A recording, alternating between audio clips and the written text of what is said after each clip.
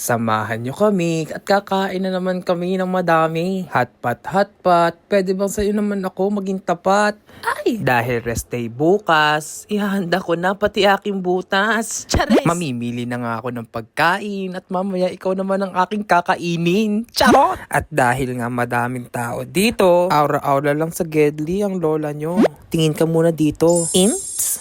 Dumating na nga in-order namin. Sa sobrang laki, hindi kayo mabibitin. Lagyan natin ito ng noodles para sulit na naman ang ating mga bell-bells. Atin ang halu-haluin para tayo naman ang hahabol-habulin. Huy! Inyo munang tusok-tusokin para hindi naman malugi pag ako na ang tutuhugin. Charot! Ang in-order ko nga pala ay spicy. Mamaya sisipol na naman ang aking Ang saya lang pag madami kayong magkakasama, pampawala ba ng mga problema? At bago magsimula ay makakalimutan mag-selfie muna.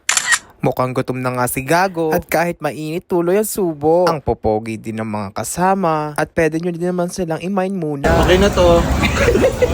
At kahit may noodles na, kukuha pa din kami ng kanin. Cause rice is life. Can you be my partner in life? Charas!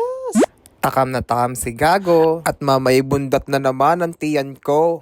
Tapos na nga itong aming pagkain at kita nyo namang naligwak gunner. Goods na nga ang mga pagkain dito at kanina pang naluluugan si Gago. Di naman tayo sa aking paborito. Sorbetes naman ang uupakan ko. Medyo matagal pa nga bago ako at pwede bang yan munang sorbetes mo ang kainin ko? Uy! Kahit malamig din sa Taiwan, sorbetes pa rin ang number 1. Hindi na nga ako matapos-tapos dito. Mamaya'y baka may uwi ko na ito. At nakailang balik din si Gago. Hindi din pakakabog itong mga kasama ko. Walang humpay na ice cream. Mukhang bitin pa din si Kambaloni.